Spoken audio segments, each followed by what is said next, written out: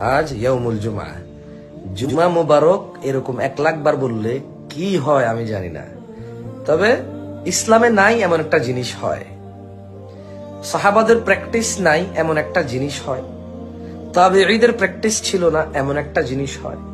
তবে তাবেঈদের প্র্যাকটিস ছিল না এমন একটা জিনিস হয়, বড় বড় আলেমে দ্বীন, ফুকাহায়ে কেরাম, মুফতি, মানে মুহাদ্দিসদের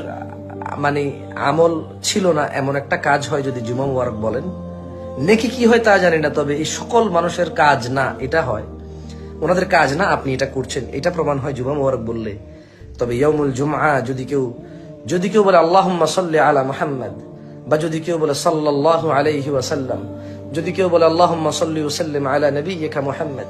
যদি কেউ বলে আল্লাহুম্মা সাল্লি ওয়া সাল্লিম আলা নাবিয়্যিনা মুহাম্মদ, যদি কেউ বলে আল্লাহুম্মা সাল্লি ওয়া সাল্লিম আলা নাবিয়্যিনা মুহাম্মদ, যদি কেউ বলে আল্লাহুম্মা সাল্লি আলা মুহাম্মদ ওয়া আলা আলি মুহাম্মদ কামা সাল্লাইতা আলা ইব্রাহিম ওয়া আলা আলি ইব্রাহিম ইন্নাকা হামিদুম মাজিদ, আল্লাহুম্মা বারিক আলা মুহাম্মদ ওয়া আলা আলি মুহাম্মদ কামা বারাকতা আলা ইব্রাহিম ওয়া আলা আলি ইব্রাহিম ইন্নাকা হামিদুম মাজিদ, তাহলে তার জন্য 10টা নেকি নাজিল হবে, 10টা রহমত নাজিল হবে, 10টা গুনাহ ক্ষমা হবে, ওর মর্যাদা বৃদ্ধি হবে যদি কেউ আল্লাহুম্মা সাল্লি আলা মুহাম্মদ বলে।